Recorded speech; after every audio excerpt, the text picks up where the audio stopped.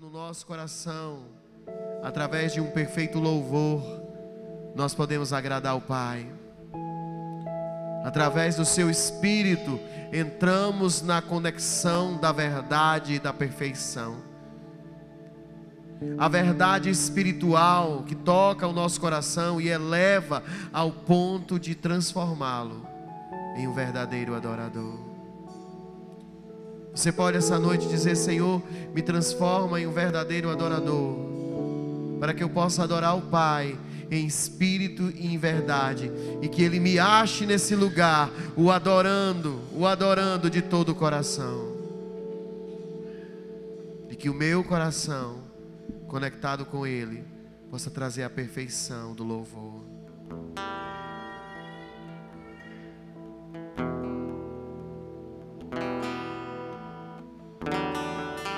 Quantos estão aqui decididos a adorar o Senhor? Levante sua mão para o céu, para que o Senhor te veja e diga: Senhor, eu estou disposto a te adorar. Aleluia. Oh Deus.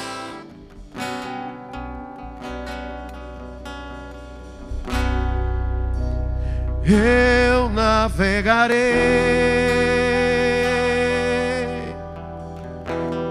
no oceano do Espírito e ali adorarei a quem? Ao Deus do meu amor.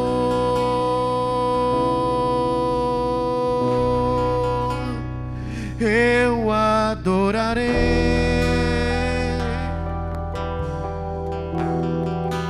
ao Deus da minha vida, que me compreendeu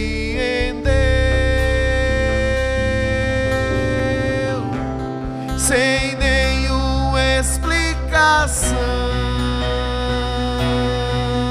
Levante a mão e cante: Espírito, Espírito,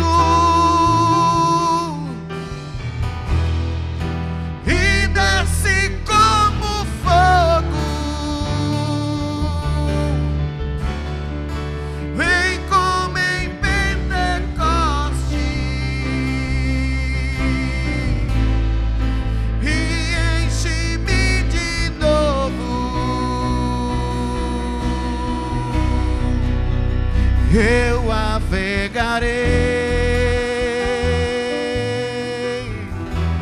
no oceano do Espírito, e ali você vai adorar quem? Não é qualquer um. Aleluia. Ao Deus do meu amor,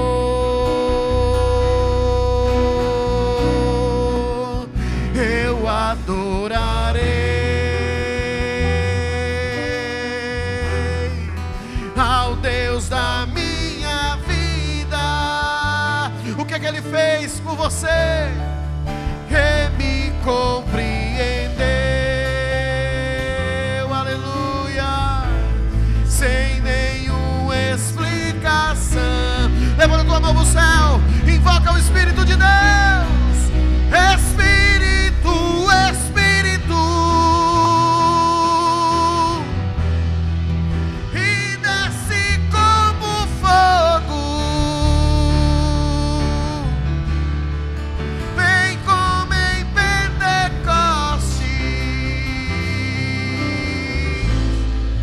e enche-me de novo.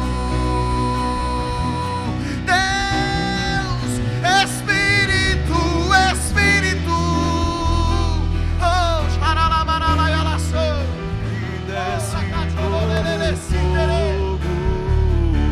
vem, Senhor, vem como em Pentecostes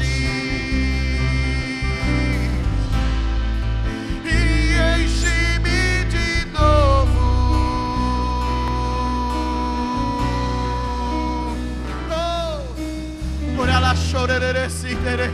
Comece a falar em línguas estranhas agora.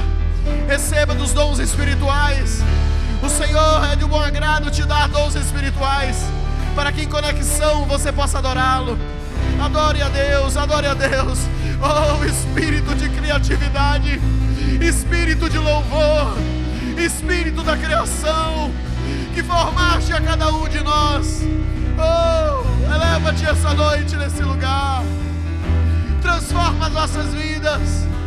Faz em nós, Senhor, faz em nós a transformação completa para a adoração perfeita, para que o Pai o receba. Porque através de Ti podemos ver a Jesus, podemos sentir Jesus nesse lugar. Oh, Espírito, Espírito,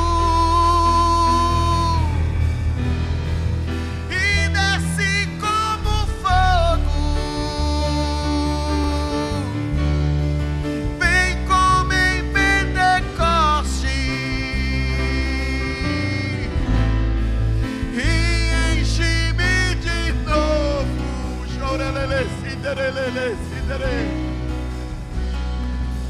Se Ele vem, Ele vem, oh, se Ele vem, se Ele vem, a todo aquele que clama, a todo aquele que busca, a todo aquele que sofre, oh, e me encontrarão quando me buscares de todo o coração. Oh, se Ele vem, se Ele vem, se Ele vem, chorará, chorerê, vai fazer você andar sobre águas. Oh, vai fazer você andar sobre o sobrenatural. Chorará, chorerê, siderê, e enche-me de novo.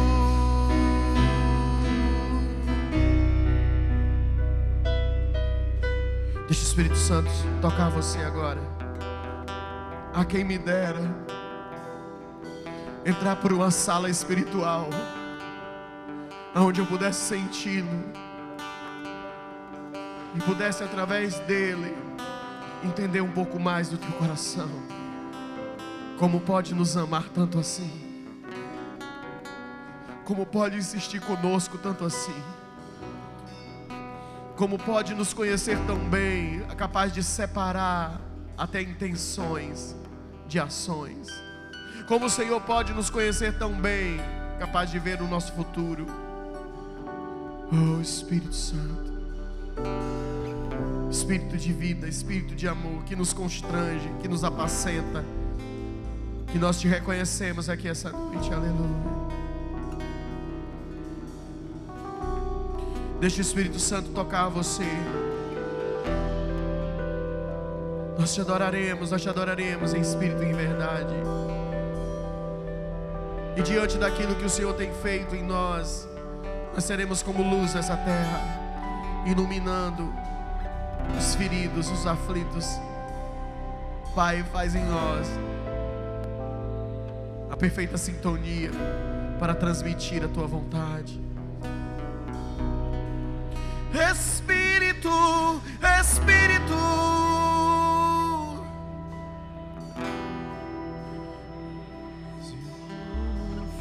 se Ele desce, se Ele desce, vem como em Pentecoste, oh, e enche-me de novo.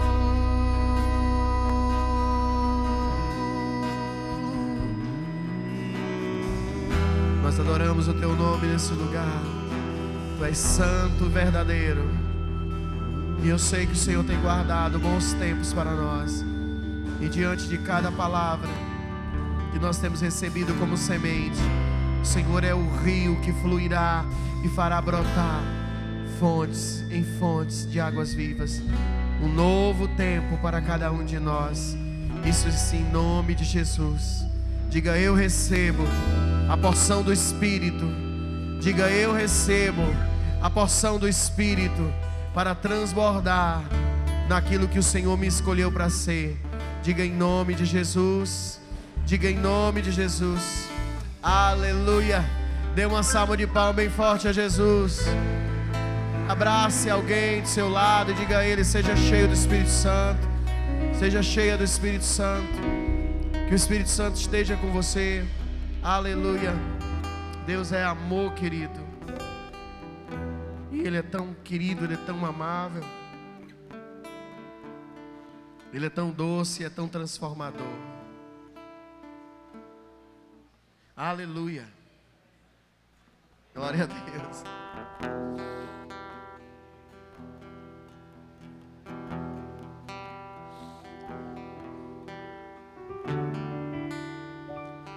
Amém? Glória a Deus. Que bom que você está aqui. Que bênção. Cremos que será uma noite de muita graça e muito aprendizado. Amém? Vamos receber o nosso querido George. Vai trazer a palavra essa noite. Queria que você já levantasse as mãos aqui junto comigo, para esse homem de Deus. Pai, nós oramos pelo teu filho. E nós sabemos, Senhor, que grandes coisas o Senhor tem colocado no caminho desse jovem. E aquilo que o Senhor escreveu, nada pode apagar. Então, coloca sobre ele toda a estrutura necessária para que ele seja um canal, mais uma vez, de bênção sobre essa casa. O Espírito Santo, nós abrimos e te convidamos para fazer parte dessa reunião, ao qual o teu falar será reconhecido entre nós. Nós já te adoramos por isso. Em nome de Jesus. Amém e amém.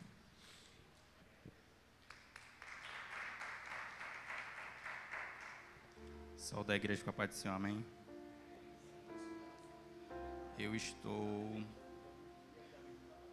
Eu fui encarregado de trazer a palavra em Apocalipse 12. Livro de Apocalipse de João, capítulo 12. Apareceu no céu um sinal extraordinário, uma mulher vestida do sol, com lua debaixo de seus pés, uma coroa com 12 estrelas sobre a cabeça. Ela estava grávida e gritava de dor, pois estava para dar luz. Então apareceu no céu outro sinal, um enorme dragão, vermelho, com 7 cabeças e 10 chifres, tendo sobre as cabeças 7 coroas. Sua cauda arrastou consigo 1/3 das estrelas do céu, lançando-os na terra. O dragão pôs-se diante da mulher que estava para dar à luz, para devorar seu filho no momento em que nascesse. Ela deu à luz um filho, um homem que governará todas as nações com cetro de ferro. Seu filho foi arrebatado para junto de Deus e do seu trono. A mulher fugiu para o deserto, para um lugar que lhe havia sido preparado por Deus, para que ali sustentasse durante 1270 dias. Houve então uma grande guerra no céu. Miguel e seus anjos lutaram contra o dragão. O dragão e seus anjos revidaram, mas não foram suficientemente fortes, assim perderam seu lugar no céu. O grande dragão foi lançado fora, e ele é a antiga serpente, diabo, Satanás, que engana o mundo todo, e os seus anjos foram lançados à terra. Então ouvi uma forte voz no céu que dizia: agora veio salvação, o poder e o reino do nosso Deus, a autoridade do seu Cristo, pois foi lançado fora o acusador dos nossos irmãos, que os acusa diante do nosso Deus dia e noite. Eles o venceram pelo sangue do Cordeiro, pela palavra do testemunho que deram diante da morte, não amaram a própria vida. Portanto, celebrem-no, ó céus, e os que nele habitam. Mas ai da terra e do mar, pois o diabo desceu até vocês. ele está cheio de fúria, pois sabe que lhe resta pouco tempo. Quando o dragão foi lançado à terra, começou a perseguir a mulher que dera à luz o menino. Foram dadas à mulher 2 asas de grandes águias para que ela pudesse voar para o lugar que lhe havia sido preparado no deserto, onde seria sustentada durante um tempo e meio tempo, fora do alcance da serpente. Então a serpente fez jorrar a sua boca água como um rio, para alcançar a mulher e arrastá-la com a correnteza. A terra, porém, ajudou a mulher, abriu a boca, engolindo o rio que o dragão fizera jorrar da sua boca. O dragão irou-se contra a mulher, saiu para guerrear contra o restante das suas descendências, os que obedeceram o mandamento de Deus e se mantém firme ao testemunho de Jesus. Então o dragão se pôs em pé na areia do mar. Amém.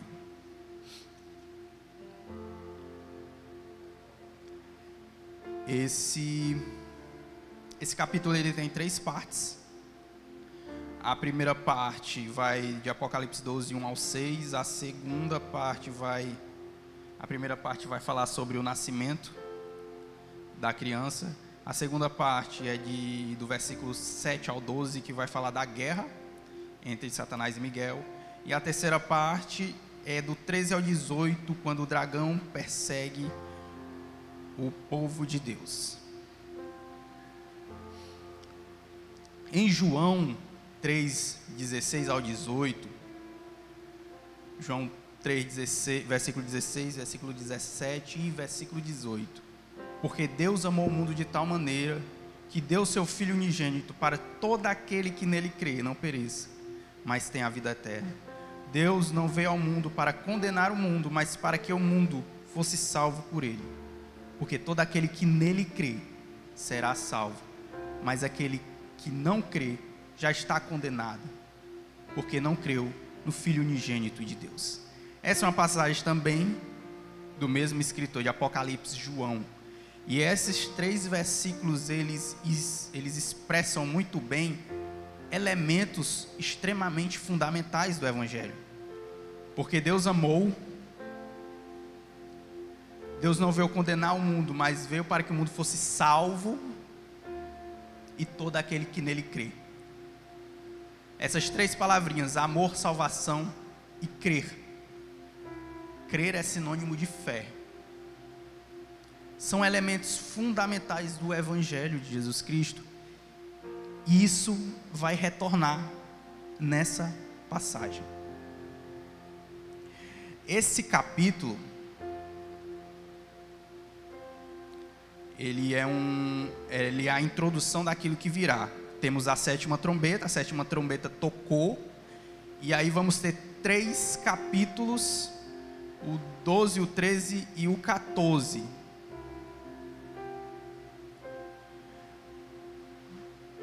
Que aí vai retornar as 7 pragas, que eu acredito que sejam as 7 taças. Tem até o 15.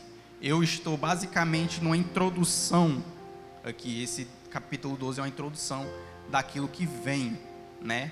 É tanto que você vê pelo texto que o dragão não teve êxito no que fez. O capítulo 13 é as bestas do mar e a besta da terra, ou seja, o dragão vai pedir reforço, entendeu? Ele não tem êxito no que ele está fazendo e ele vai pedir reforço, ou seja, o que está acontecendo no 12 vai continuar. Outra coisa, nesse capítulo 12, ele fala sobre a crucificação de Jesus Cristo, o nascimento, a vida, a morte e a ressurreição de Jesus Cristo. É sobre isso, é o tema central desse capítulo.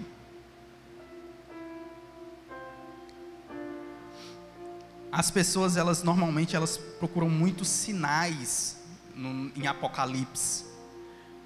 A escatologia, infelizmente, ela vem com uma grande nuvem de sensacionalismo diante dela. E se você colocar no YouTube escatologia, milhares de vídeos sensacionalistas. Você vai ter que peneirar muito bem para achar um bom. E é o que acontece aqui. As pessoas vêm atrás de saber o que é isso, o que é aquilo, o que é um dragão, o que é... E elas não percebem o que está aqui. O que basicamente João está tentando nos mostrar foi o que aconteceu na crucificação de Jesus Cristo, mas na dimensão celestial. Aquilo que um dia o próprio João viu com seus olhos carnais, agora ele está vendo o que aconteceu naquele momento, mas com seus olhos espirituais, capacitado pelo Espírito para ver. Isso acontece no âmbito espiritual. Essa guerra entre o dragão, entre essa mulher e essa criança. É isso que João está tentando passar para os seus leitores. Aquele que busca um sinal dos fins dos tempos já erra por aí, porque ele está falando de Jesus Cristo, 2000 anos atrás. Se ele vem nesse capítulo atrás de um sinal para hoje, ele já errou, porque é uma história da crucificação de Jesus. E quando você vai pegar, eu estudando esse versículo, você percebe que as maiorias dos selos e trombetas, eles tendem a pegar a partir de Jesus para cá. E por que isso acontece? Porque o agente escatológico é Jesus Cristo. Ele inaugurou o grandioso tempo escatológico. A escatologia real, que a gente lê Mateus 24 e procura reinos contra reinos, nações contra nação, para saber quando é que vai começar, ela já se iniciou em Cristo Jesus. Escatologia, ela é uma parte muito importante do Evangelho.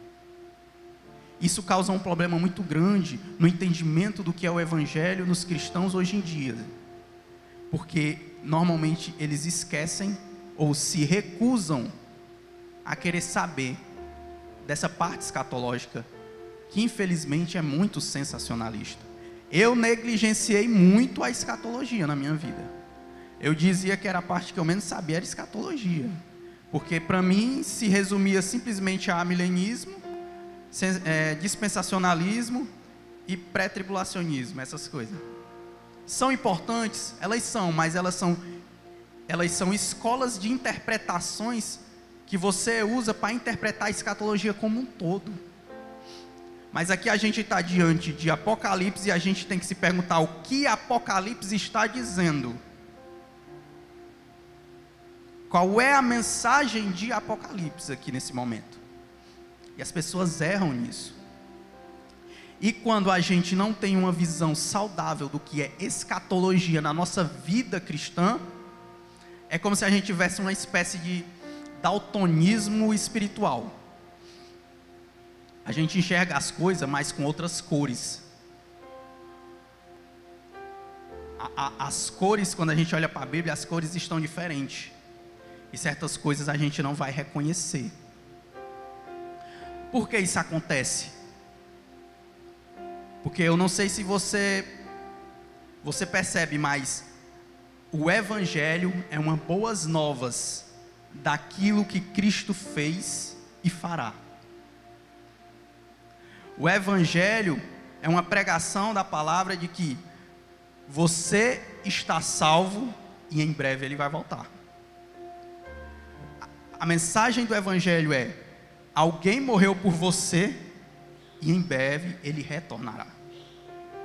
Você está sofrendo neste mundo por um período de tempo, mas não se preocupe, em breve Ele voltará. É muito espantoso que nos últimos anos esse voltará tem se tornado cada vez menos frequente, até mesmo na nossa vida. Um cristão, ele é um ser escatológico por essência. Ele vive na expectativa e na espera do retorno de Cristo Jesus. Se você retira isso, o que ele se torna? Um religioso. Há muitas coisas na igreja e no mundo cristão que ele não vai conseguir captar muito bem. E na maioria das vezes só vai fazer porque todo mundo faz.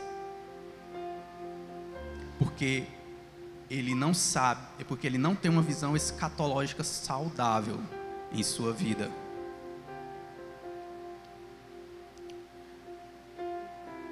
Aqui fala de uma mulher que está tendo dores de parto. Isso daqui é falado muito na Bíblia. Paulo ama essa analogia. Dores de parto é falado mais de uma vez na Bíblia. E você vê que quem tem filhos sabe a expectativa de uma criança nascer. Nos primeiros meses parece estar tudo normal. Muda mais para a mãe do que para o pai. A mudança do pai é mais lenta, mas ela vem. Mas a cada mês, a cada semana, a expectativa aumenta. Você, por aqueles 9 meses, você vai viver por aquilo. Você vai, se você puder, você vai reformar a casa. Você vai aumentar a casa. Você vai comprar as coisas da criança. Você vai pensar na criança de noite. E vai planejar as coisas que você tem que ter quando ela vier. Isso é uma viva expectativa daquilo que virá. E quanto mais o tempo passa, a expectativa aumenta. Nos últimos meses, a criança pode vir a qualquer momento. E a expectativa está lá em cima. Até o momento em que chega a hora dela vir.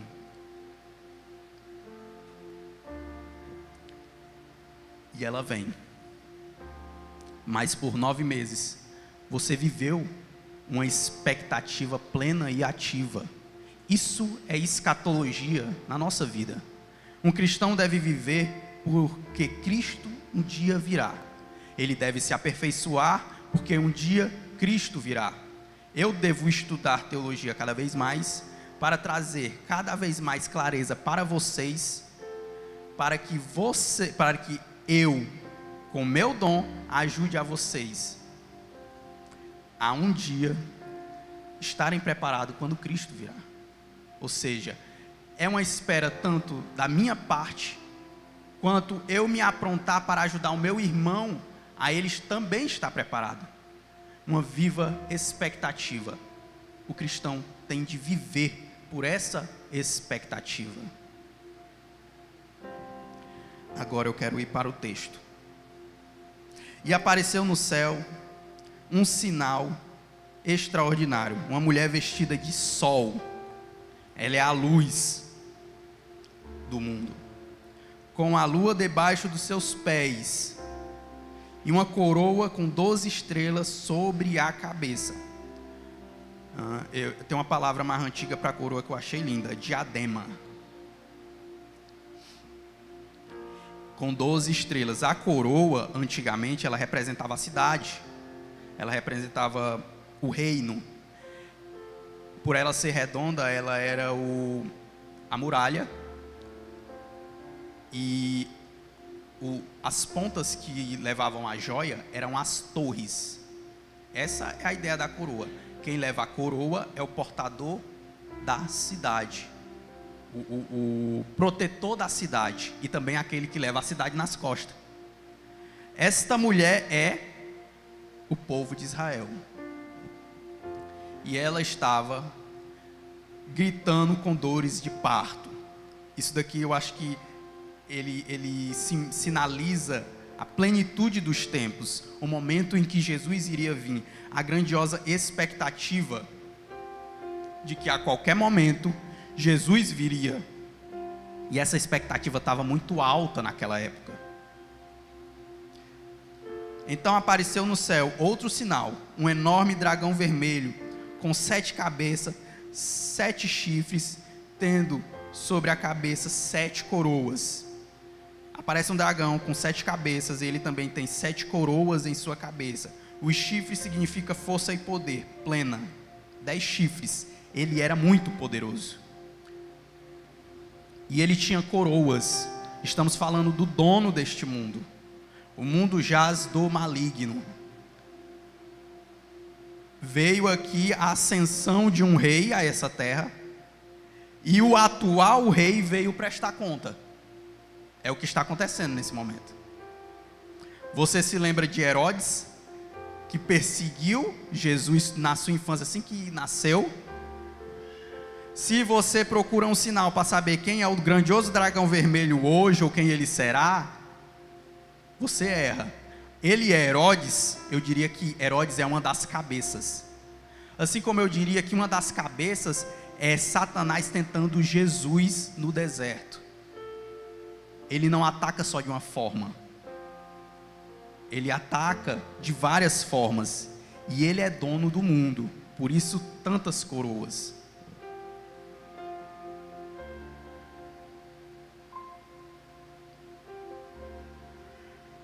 Sua cauda rasga consigo um terço das estrelas do céu, lançando-as na terra.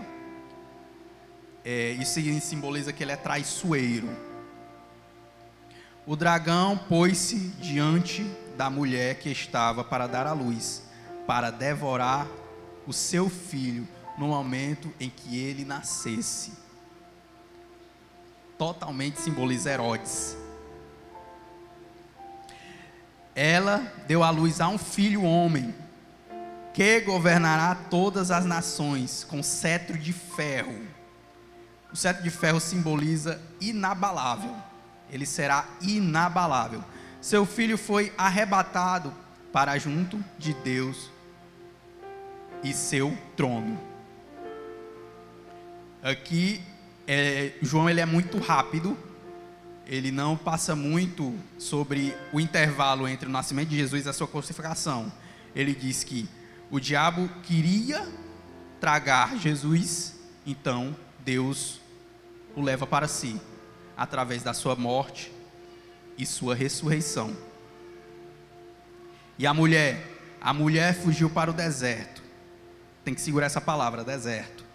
Para um lugar que lhe havia sido preparado por Deus, para que ali sustentassem durante 1260 dias. Aqui fecha o primeiro ato e começa o segundo. Houve então uma guerra nos céus. Miguel e seus anjos lutaram contra o dragão, e o dragão e os seus anjos revidaram. Não foi o dragão que subiu aos céus, foi Miguel que desceu aos céus e atacou o dragão, mas estes não foram suficientemente fortes. Assim perderam seu lugar no céu. O grande dragão foi lançado fora, e ele, a antiga serpente chamada Diabo ou Satanás, que engana o mundo todo, ele e os seus anjos foram lançados na terra. Isso daqui é usado muito para dizer sobre a queda de Satanás, sobre Satanás querer o trono de Deus, e houver uma guerra no céu e Satanás cair. De certa forma ele quer o trono, mas é o trono do Messias, porque ele está na terra, diante do Messias. Ele quer o trono do Messias, ele não quer que o Messias ascenda-se ao trono. E acontece essa guerra. Qual é o significado disso aqui? A palavra Satanás, ela significa opositor. É um opositor neutro, aquele que é contra. Também significa acusador, aquele que acusa. Se a gente for pesquisar direito sobre a evolução do entendimento do que é o diabo na Bíblia, a Bíblia é um livro escrito por longos 3.000 anos. Então existe ali uma evolução do que se entende o que é o diabo. No início, o diabo ele era totalmente subserviente a Deus, e ele podia estar diante de Deus. Você vê a história de Jó. Não estou dizendo que ele podia estar diante de Deus como os anjos ficam quando eles cobrem o seu rosto e diz: Santo, Santo, Santo é o Senhor do exército. Mas ele podia. ir a um local onde Deus o ouviria. E o próprio texto diz isso, mais na frente.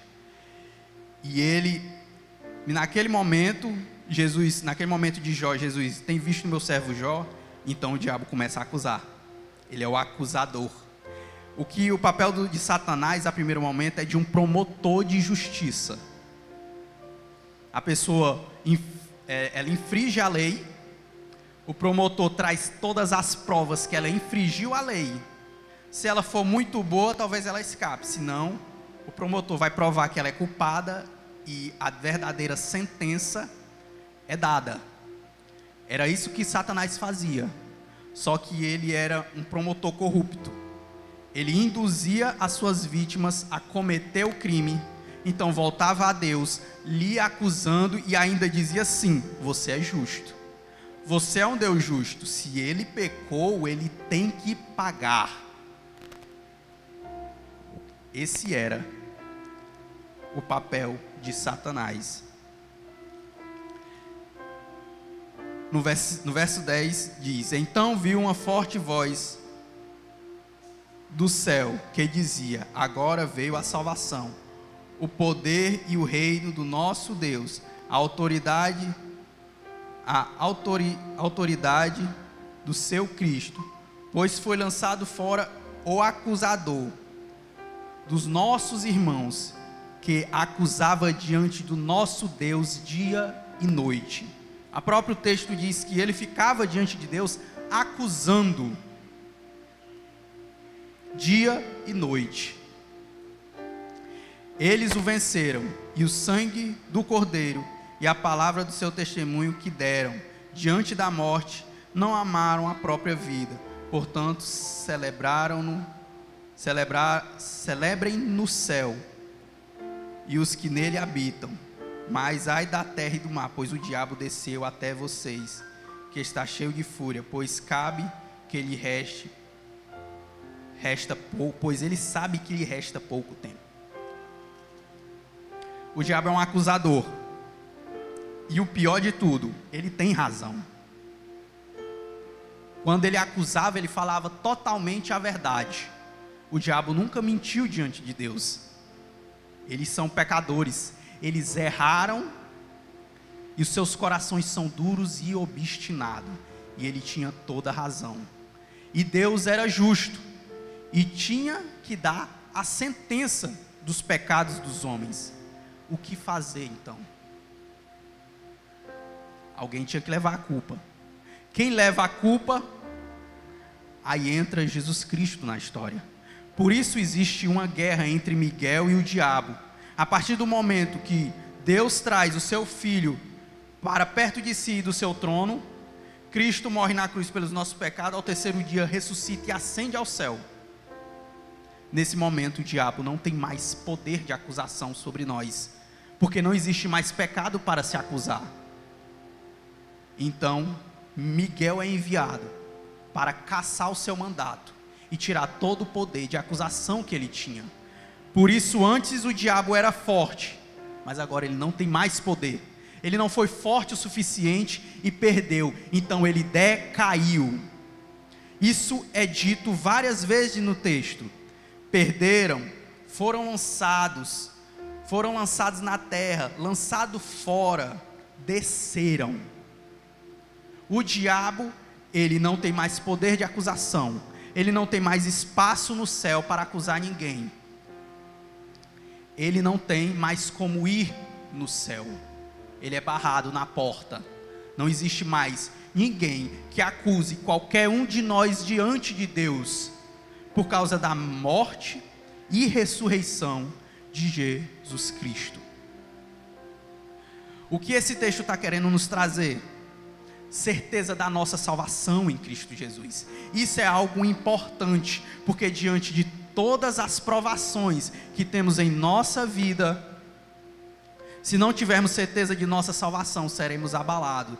E essas pessoas aqui iriam enfrentar mártires, perseguições, iriam enfrentar o Coliseu romano.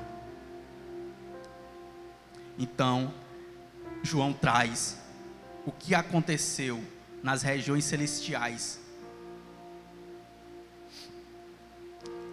ele traz o evangelho para nós. No versículo 13,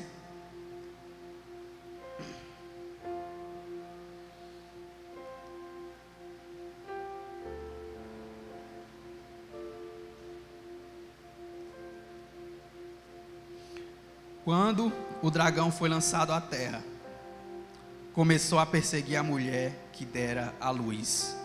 Ele está totalmente desesperado, sem poder e sem tempo. Não há mais tempo para ele. Só o que lhe resta é a condenação.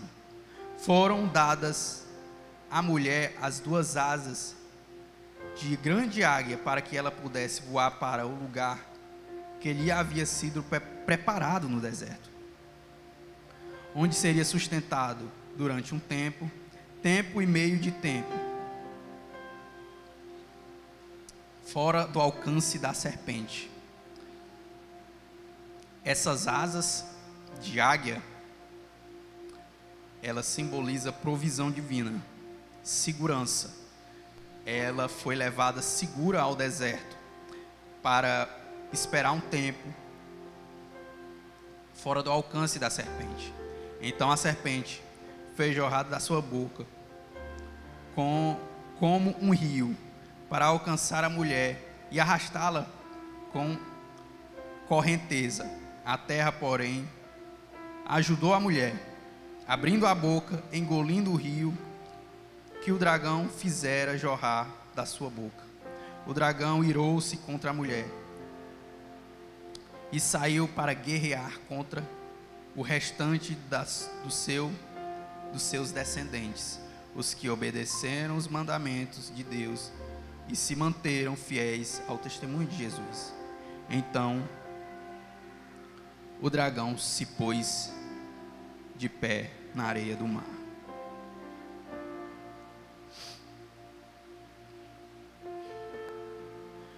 Aqui a palavra deserto retorna. A mulher foi levada ao deserto, o dragão procura ela e ela é levado com asas de águia ao deserto de novo. O que o texto está querendo trazer com essa palavra deserto? Em Oséias 2, ele vai ter um capítulo inteiro sobre isso. Em Oséias 2, se você ler, você vai ver que Jesus vai dizer algo como: vocês prosperaram, suas vinhas cresceram, vocês ficaram ricos por causa de mim, mas vocês deram todo o crédito aos deuses falsos. Por isso agora eu vou levá-los ao deserto, e lá eu lhes farei se prosperar. Mas eu quero ver se no deserto seus deuses falsos vão fazer chover. Quando vocês verem que eu lhes fiz prosperar no deserto, vocês verão que eu sou Deus e não há outro. O que o deserto é? É um local totalmente inóspito. É um local de difícil sobrevivência. É o local de ladrões. É o local de assassinos. No mundo antigo, quem vivia no deserto era ladrões e assassinos.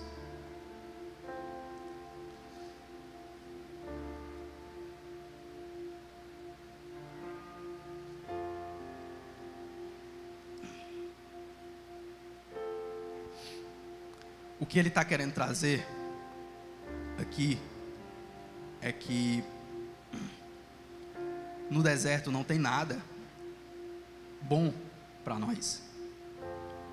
Não tem absolutamente nada de bom. Por que para a segurança da mulher ele a leva para o deserto? Essa mulher representa o povo de Israel, e os descendentes dessa mulher representam a igreja de Cristo. E ele nos leva ao deserto para nos proteger. Só existe uma maneira disso acontecer: se Deus nos sustentar no deserto. O que ele quer trazer é o que a gente sempre volta sempre para o mesmo ponto.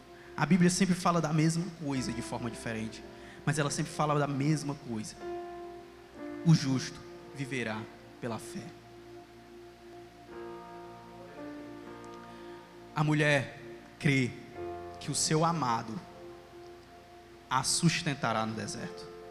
Ela a leva no deserto porque somente ele pode sustentá-la. E é exatamente isso que ele quer. Diante de todas as perseguições que vão acontecer, das tribulações do fim do tempo, o justo viverá pela fé. Tem um versículo, o menor capítulo de Jeremias, se não me engano é o 45. Baruque, ele está totalmente, acredito que seja decepcionado, porque Jó não queria ser profeta, mas Baruque queria ser profeta que Jó era. Eu acho que ele só queria porque ele não era. E ele pede a Jó para orar a Deus, interceder por ele, o que iria ser de Baruque. E Jó, vendo aquilo, faz, e Deus dá uma palavra assim: não procure coisas grandes, Baruque, mas com o seu futuro você não se preocupe. Estamos falando de um capítulo onde o povo de Israel já foi exilado. Israel está totalmente destruída, e Baruque não sabe o que vai acontecer com a sua vida. E Deus diz: não procure coisas grandes, Baruque. Ser profeta, a pessoa que busca ser profeta pelo glamour da profecia, está procurando coisas grandes. Não procure coisas grandes, mas não te preocupe, Baruque, eu darei sua alma por herança. O que ele diz? Ele diz: você vai sobreviver, não se preocupe, eu vou lhe sustentar. Em Abacuque, essa passagem, o justo viverá pela fé, Abacuque está clamando a Deus, porque o povo é infiel, e Deus diz: eu já vou resolver o problema. Ele diz assim: eu vou resolver o problema, Abacuque. E Abacuque diz: como? Eu vou trazer os caldeus para destruir a cidade. Ele disse: mas como é que você vai trazer um povo ímpio? Baruque questiona a Deus: um povo ímpio para castigar um povo santo. E Deus disse: não se preocupe com o justo, porque o justo viverá pela fé. Eu jamais me esquecerei do justo. Um cristão, ele sempre viverá no deserto, um verdadeiro cristão. Tem uma palavra que a W. Tolkien, em um dos seus livros, ele diz assim: os santos vivem sozinhos. Ele está sempre no deserto, e é onde Deus o sustenta, pela fé que ele é um homem santo, pela fé que ele um dia será salvo, diante de todos os seus defeitos. Não é o que ele fez que vai lhe salvar, mas aquilo que Cristo fez na cruz. Existe, eu não sei se foi num sonho, mas eu tive foi como se fosse um sonho de uma noiva, que ela chega para se casar, e o seu vestido branco está totalmente sujo, e ela tenta limpar. Ela está no quarto, ela tenta limpar, e quanto mais ela tenta limpar por suas próprias mãos, mais o vestido suja. E ela tenta limpar mais, e o vestido fica mais e mais sujo. Então, os serviçais do seu noivo chega com tudo pronto. Lá está o vestido, lá está as joias, lá está o sapato. E se ela escolhesse tudo, não teria como ser tão perfeito como aquilo. Está tudo preparado para ela. Ela é arrumada, ela é vestida, e ela está limpa e pura pelo seu noivo. Então, ela começa a chorar. Não existe nada naquele momento que ela possa fazer para recompensar o seu noivo. Por que ela está suja? Porque ela foi infiel. Agora ele lhe perdoa e lhe dá vestes novas. E mais do que isso, ele vai se casar com ela. Não importa o que ela faça na vida dela, ela percebe, ela cai em prantos no chão, porque percebe que não existe nada que ela possa fazer para pagar aquilo. Ela está pura, santa e limpa por aquilo que o seu noivo fez. O que ela fez? Bom, ela fez alguma coisa. ela fez o mal. É o que está na nossa conta. O que eu fiz para ser salvo? Nada, mas eu fiz tudo para ser condenado. Agora Cristo fez tudo para a nossa salvação. Essa é a verdadeira mensagem do Evangelho. Não existe absolutamente nada que tenhamos feito por nossa salvação. Nunca existiu, nunca irá existir, nunca existirá. Ela está diante de nós. E tudo que precisamos é crer. A Bíblia toda foi feita para que venhamos a crer nele. Que ele é, quem ele é. É por isso que a Bíblia diz que o amor lança fora o medo. Não é o nosso amor por ele, porque sempre será falho, mas o amor dele por nós lança fora o medo que nós temos da condenação.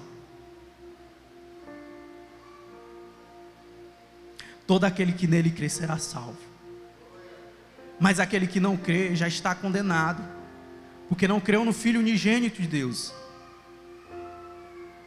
Não crê que a pessoa não crê pelo que ele fez.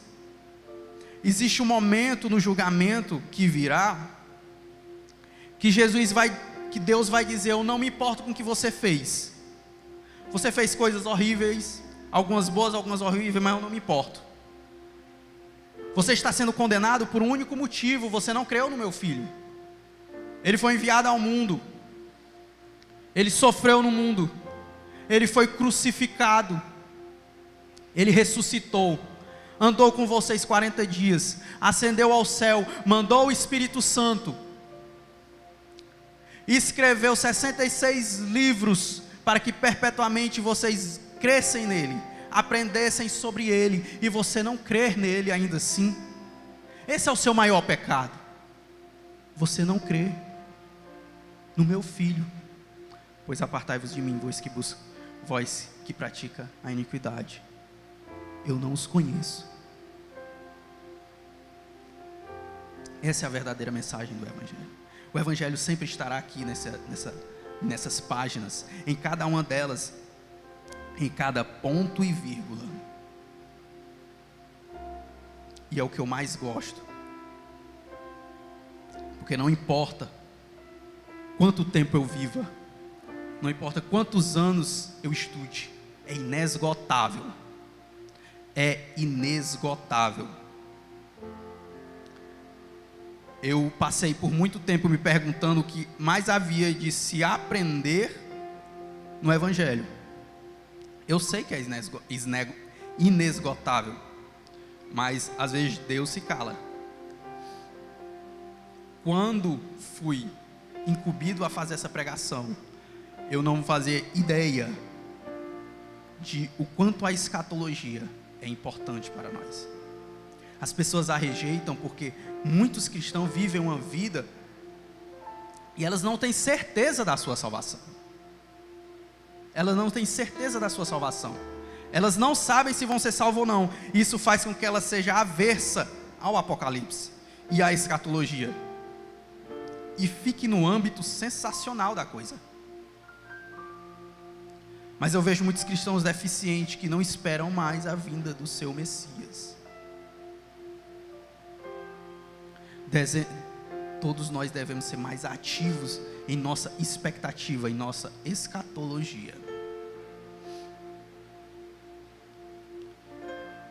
Espero que eu tenha contribuído. Amém.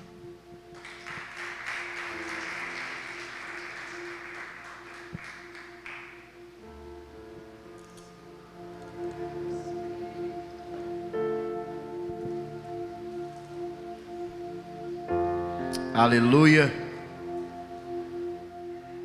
O bom entendimento de você compreender todo esse capítulo é que a batalha é real, sempre foi real. E não simplesmente uma batalha física, mas uma batalha espiritual. E o capítulo termina dando a maior chave, né? Os que permanecem fiel, não importa a batalha. A batalha já foi vencida. Você pode dizer ao seu irmão aí do seu lado, diga a ele: irmãozinho, a batalha já foi vencida.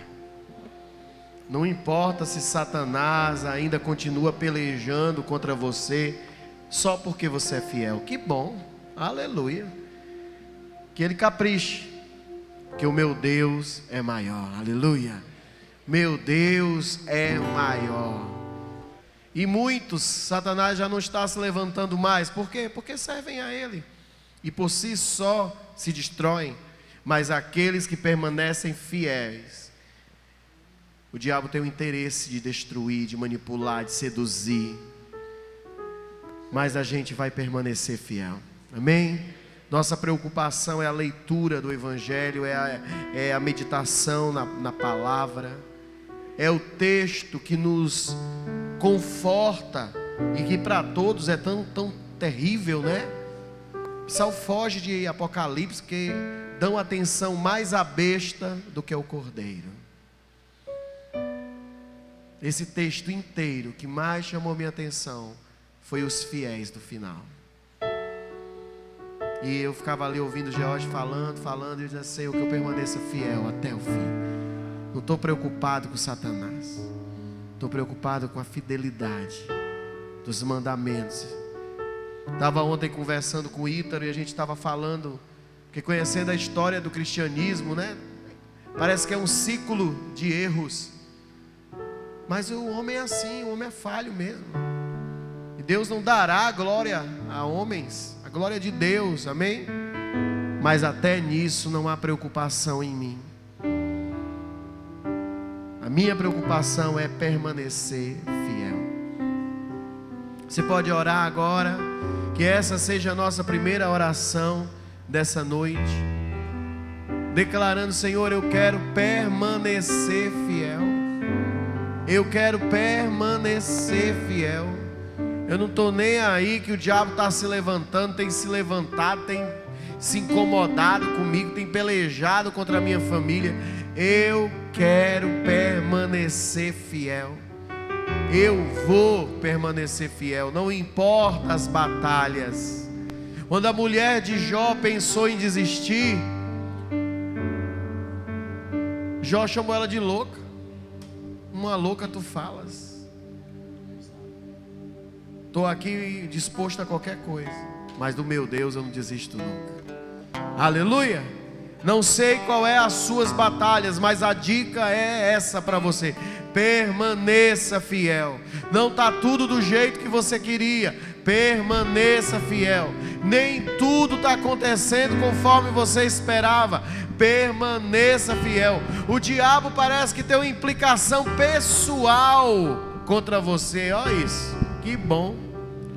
É sinal de que você é do outro lado, não é do lado dele, né? Jesus disse que ele não é dividido, o reino do diabo, né? Então quem é dele, ele não faz nada, mas contra nós ele se levanta. Mas o nosso Deus é maior, aleluia. Você pode dizer com fé, você pode dizer com ânimo, olhando para a luta, olhando para o problema, olhando para o desânimo, olhando para as impossibilidades. Diga: eu permaneço fiel até o fim. Aleluia. Ora em cima disso, ora em cima disso agora. Eu não vou me apegar com as coisas aqui, pois eu sei há um lugar que me espera. Estrangeiro eu sou, meu lar é o céu. Meu Jesus vem buscar a sua noiva. Ele virá num piscar de olhar. Quem estiver pronto e com ele irá, na sua glória com ele morar. Ele vem, não mais triste.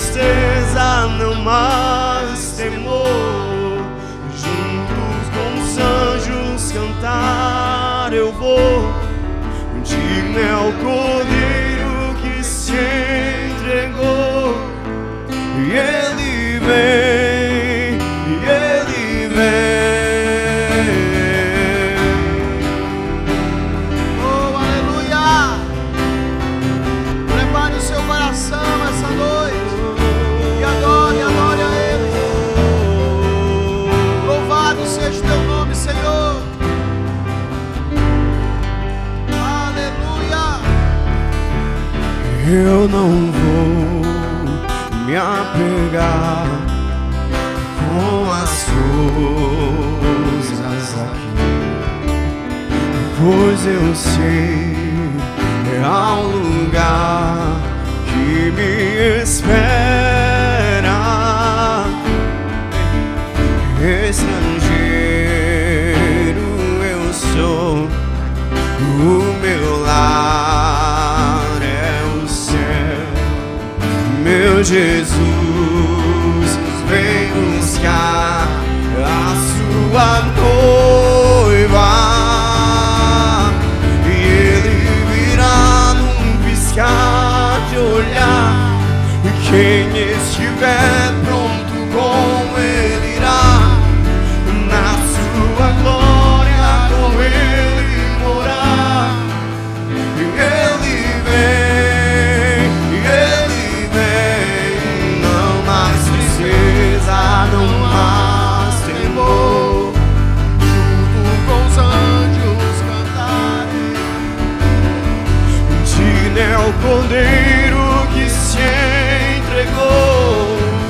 E Ele vem, e Ele vem. Oh, abra sua voz, meu irmão, abra sua boca, cante, adore, faça alguma coisa, mas declare o seu amor por Ele, declare a sua fé inabalável por Ele.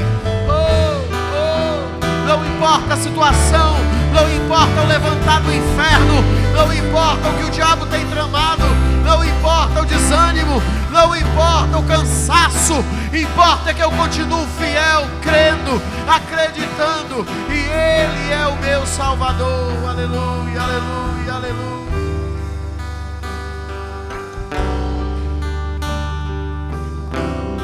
Convide seu irmão para orar agora. Vamos orar em grupos. Pode ser 2 a 2, pode ser 3 a 3. Isso. Busque alguém para oração. Que o Espírito de Deus te encaminhe nesse momento a orar para o seu irmão, mantendo a fé e declarando que Deus é aquele que se torna totalmente protetor dos que permanecem fiéis. Isso, ore e diga: Senhor, fortalece a fé do meu irmão, fortalece o ânimo do coração dele. Se há alguma seta, alguma sedução do inferno, quebra agora em nome de Jesus.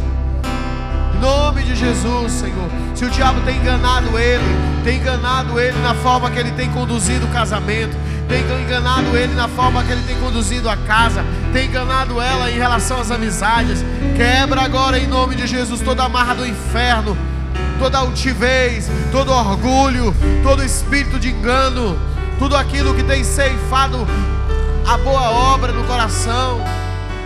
Oh Deus, retira agora e coloca um ânimo reto, retira o ânimo dobre em nome de Jesus, e coloca um ânimo reto diante daquilo que o Senhor tem nos falado, tem nos acrescentado. Oh Deus, nós acreditamos na Tua vitória, cada dia, cada hora, cada momento, cada segundo que nós permanecemos em Ti, nós adoramos e dizemos: Ebenezer, Ebenezer, até aqui tem nos sustentado o Senhor, pois eu permaneço fiel por causa dEle. Não há nada em mim de bom, é por causa dEle. Não há nada em mim de bom, é por causa dEle que eu estou de pé, é por causa dEle que eu permaneço fiel, é por causa dEle que eu continuo tocando, que eu continuo cantando, que eu continuo pregando, que eu continuo adorando, que eu continuo evangelizando. É por causa dEle, aleluia.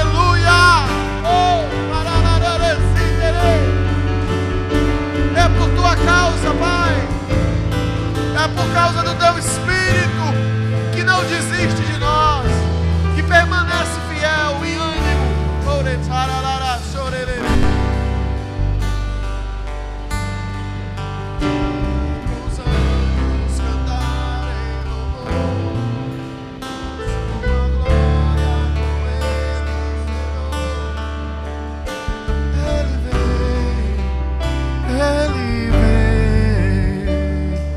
Deixa o Espírito Santo guiar você. Está voltando, o Rei está voltando, a trombeta está soando, o meu nome irá chamar. Se o Rei está voltando, o Rei está voltando.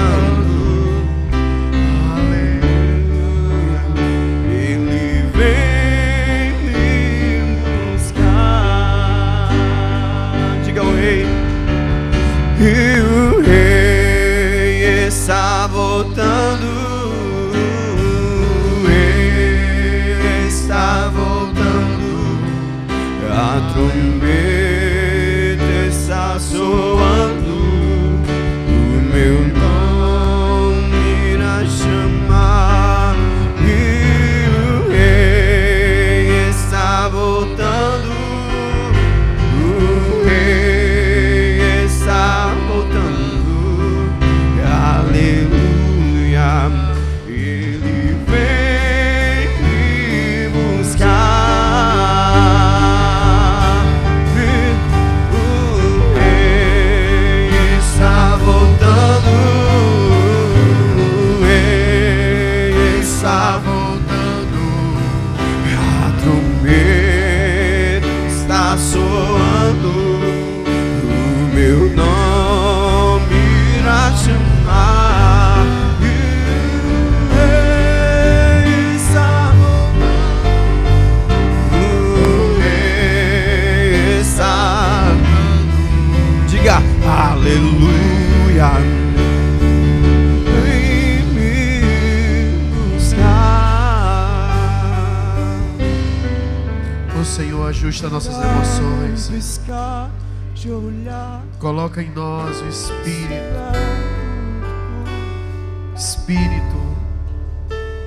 reto, inabalável.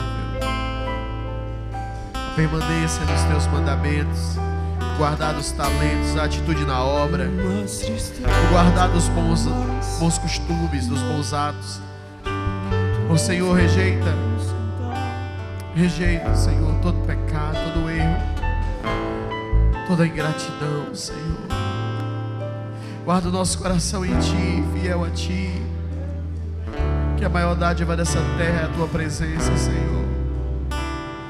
Enquanto oramos, ainda choramos. Enquanto oramos, ainda acreditamos, ainda confiamos. Os anos passam, Senhor, mas não roubam a nossa atitude de fé. Porque o Senhor é a esperança futura. Obrigado, Senhor, por momentos tão especiais na Tua presença. Que o nosso coração não fica dobre, mas fica firmado. Te apresentamos as nossas vidas, as nossas dificuldades. O que temos, Senhor, fazido para Te agradar. Qual a porção a mais temos Te dado, a não ser a mesmice de cada dia, que mesmo assim ainda falhamos em tantas coisas. Mas o Teu Espírito indesistível não desiste de nós. E nós estamos aqui mais uma vez orando. E oramos por nós mesmos e acreditamos que dias melhores virão. Você crê em dias de avivamento pessoal na sua vida? E não importa se a igreja está adorando, está de pé, está calada, está andando, está conversando, mas você vai estar sentindo a glória de Deus. Você vai estar chorando no altar, você vai estar falando em línguas, você vai estar profetizando, você vai estar em êxtases espirituais, porque o Senhor é a tua única escolha. Isso em nome de Jesus. Abrace seu irmão, a sua irmã, diga a ele: eu desejo isso para você. Que você sinta a presença de Deus. Que você sinta a presença de Deus como nunca sentiu antes. Oh, aleluia.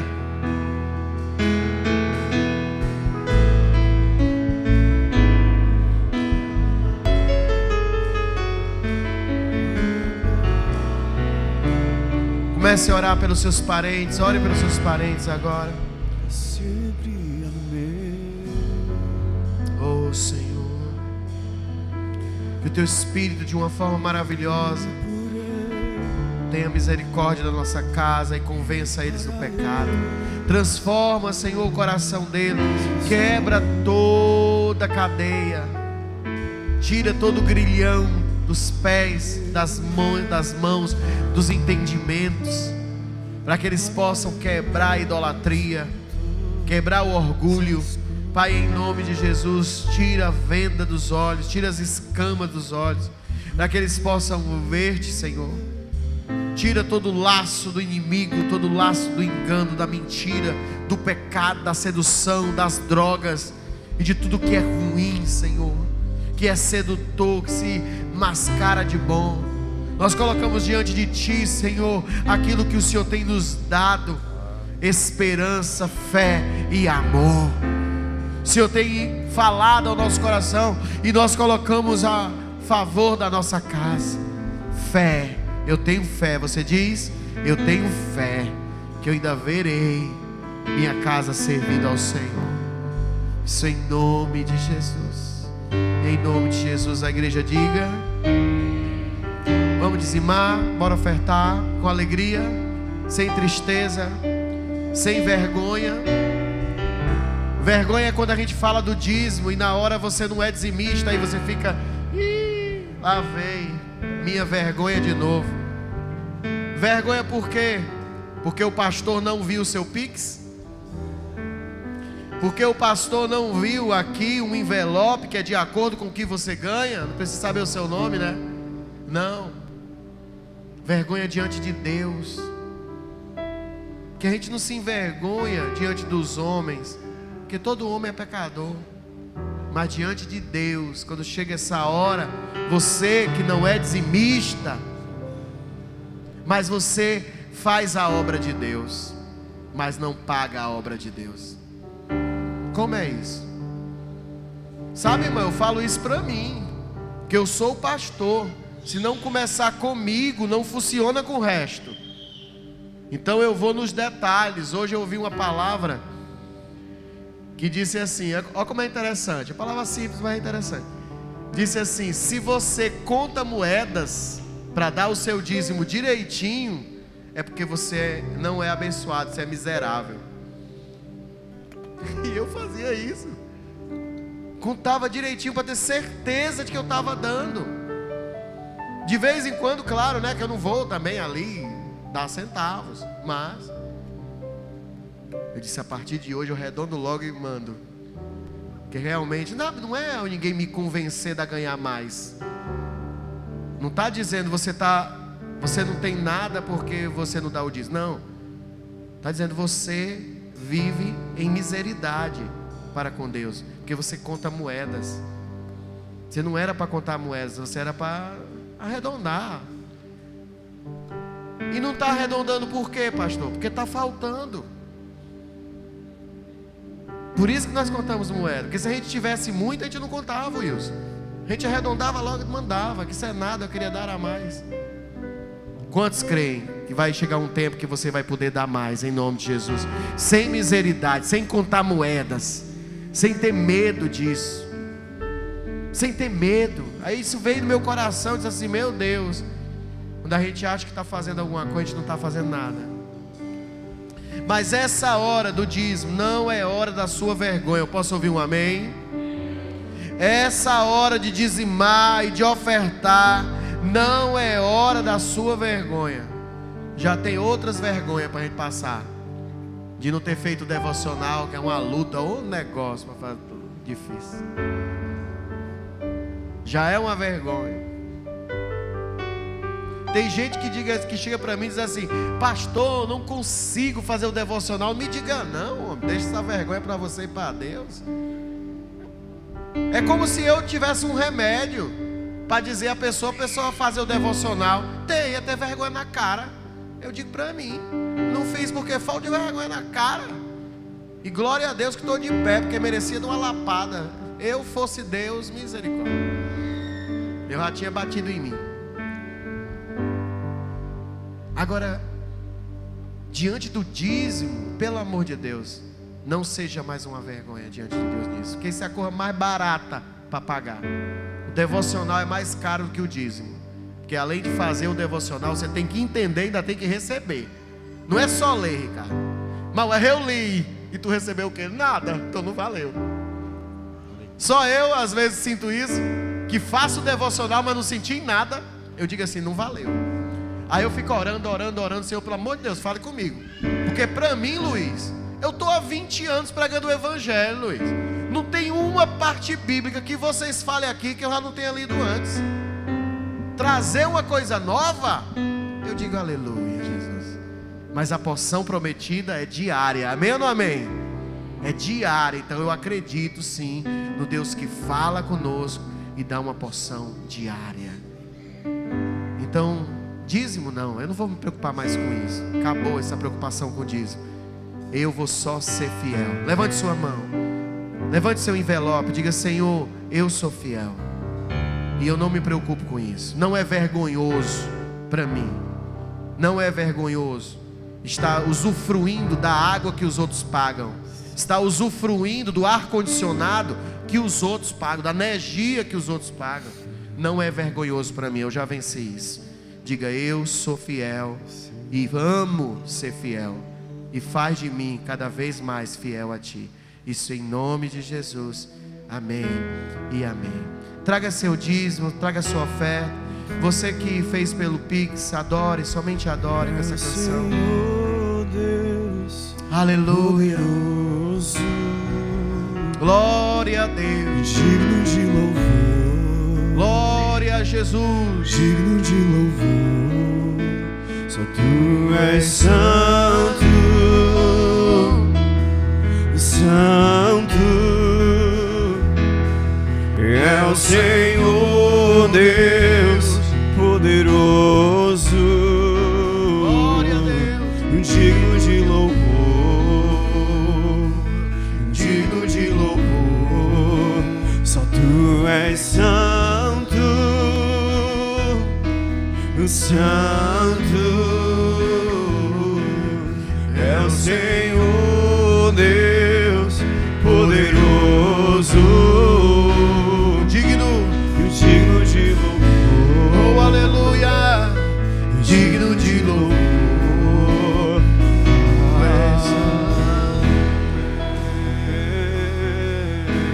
Você que precisa de oração, de unção com óleo por alguma enfermidade, vem à frente. Temos uma palavra para você de cura e uma unção para a cura.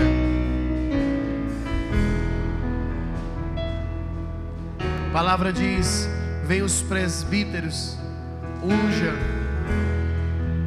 a pessoa enferma, ore sobre ela e ela ficará curada. Eu creio nessa palavra em nome de Jesus. Eu creio nessa palavra em nome de Jesus. Você crê? Então tenha atitudes de unção e de graça com vida eterna e diga: Senhor, eu creio na palavra de cura.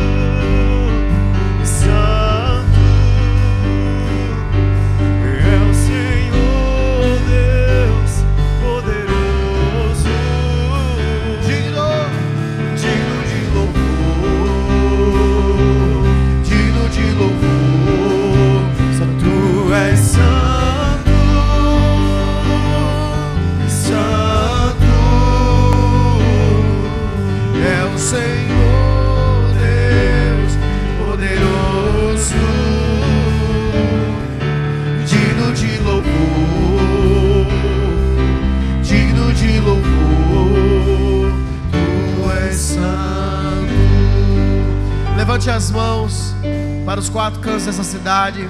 Vamos orar. Pai, nós declaramos, Senhor, em nome de Jesus, vidas sendo alcançadas na cidade de Cascavel. Coloca-nos, Senhor, diante de Ti como aqueles que estão interessados a Te obedecer. Abençoa cada líder de célula, cada célula que já nasceu, cada célula que está no coração de algumas pessoas. Pai, em nome de Jesus, que a gente não seja como paralíticos, que nós não sejamos como ventre estéril, mas nós sejamos como fruto da boa semente que frutificará 100 por 1 em nome de Jesus. Então nós abençoamos cada um que se dedica à obra de Deus, e que essa cidade seja totalmente alcançada pelo Evangelho. Oramos por cada igreja, oramos por cada pastor, oramos por cada missionário, por cada irmã e irmão que estão em batalha, em luta. Senhor, aqueles que estão acomodados, só vivendo uma vida crentez, arranca-os de dentro de casa, Pai, e coloca-os na missão, porque grande é a seara, mas poucos são os trabalhadores. Senhor, em nome de Jesus, desperta o Teu povo, desperta o Teu povo. Nós oramos a Ti e Te pedimos trabalhadores para essa obra. Você pode confirmar comigo? Cada líder, cada diácono, cada obreiro, confirme comigo dizendo: trabalhadores para essa obra. Nós pedimos trabalhadores para nos ajudar, trabalhadores para essa obra, Senhor. Nós Te pedimos, nós Te clamamos para que o Senhor nos ajude e coloque em nós esse espírito de força, ânimo e coragem. Isso em nome de Jesus. Toda cilada do inferno cai por terra agora. Coloque as mãos sobre a sua mente, as batalhas da sua mente, batalhas para você desistir, vozes que dizem: logo agora o diabo vem contra mim. Não, não, não. Deus é que tem o controle. O diabo não tem o controle de nada. Deus tem o controle. Você confia em Deus? Então governe seus pensamentos. Diga: meus pensamentos totalmente cativos ao Senhor Deus. Não ouvirei vozes estranhas, ouvirei a voz da palavra, e a palavra vai me instruir diante do dia de amanhã. Se você tiver com medo, diga agora: medo, vai embora. Todo medo, vai embora agora. Em nome de Jesus, eu te rejeito. E receba a paz, o entendimento da sabedoria, o espírito ativo, fazendo em você uma mente saudável para comportamentos sadios. Isso em nome de Jesus. Você recebe? Então eu oro por você mais uma vez, dizendo: Senhor, que o Teu espírito de governo esteja sobre ela, esteja sobre ele, e nenhuma atitude má eles vão fazer, nem consigo mesmo e nem com outros. Isso em nome de Jesus. Você recebe? Queria convidar a Lilian. Vamos orar por ela. Está fazendo aniversário hoje, fazendo os 35 anos. Liga a luz aí para mim. Aleluia. Glória a Deus. Quando a gente tem uma pessoa como a Lilian perto de nós, a gente se sente bem-aventurado. E eu tive duas. Uma o Senhor levou. Está na glória. E uma está aqui, perto de mim, muito parecida com ela. E sabe, Miriam, às vezes a gente tem pessoas especiais perto da gente, mas a gente não consegue dizer que aquela pessoa é tão especial. E eu quero dizer a você, minha irmã, na presença de toda a igreja, que eu lhe amo, que você é especial para mim.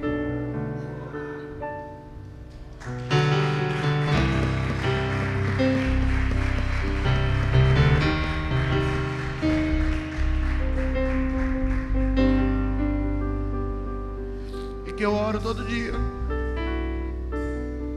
que eu consiga transmitir para você esse amor, esse carinho que eu sinto por você, o respeito que eu tenho por você.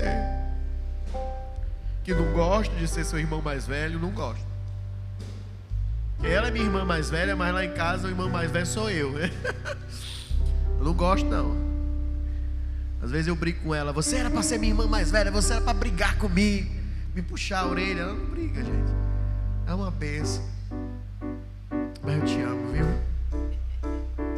Pai, eu oro pela vida da Lilian, com todo o amor que eu estou sentindo no meu coração agora. Que o Senhor a abençoe, lhe dando saúde e muitos anos de vida. E que tudo que ela semeia na vida das pessoas, ela possa colher em nome de Jesus. Que ela possa colher, tanto na vida dela, como na vida da Lígia, na vida do Douglas, nas nossas vidas. Nós vamos, Senhor, sempre, sempre te louvar e te agradecer por essa mulher de Deus. Nós te abençoamos, Lília, com todas as sortes espirituais, com todas as sortes físicas também, para que você possa alcançar os teus sonhos e que você não tenha medo, porque o Senhor é contigo e sempre foi aquele que guardou o teu coração e vai continuar guardando, em nome de Jesus. Amém e amém. Aleluia, glória a Deus. Parabéns pra você. As mulheres podem vir abraçar a Lilinha. Nata querida, muitas felicidades, muitos anos de vida. Parabéns pra você nessa data querida, muitas felicidades, muitos anos de vida. Ela é crente, ela é crente, ela é crente, ela é crente, ela é crente. Ela ora, ela ora, ela ora, ela ora, ela ora. Pra Jesus, Lilian, Lilian, Deus te abençoe. Muitos anos de vida, em nome de Jesus. Aleluia, glória a Deus. Deixa eu abençoar vocês enquanto as mulheres dão um abraço na Lilinha. Aleluia, glória a Deus. Olha, sábado agora nós temos verbalizando, não é isso? Não é sábado agora?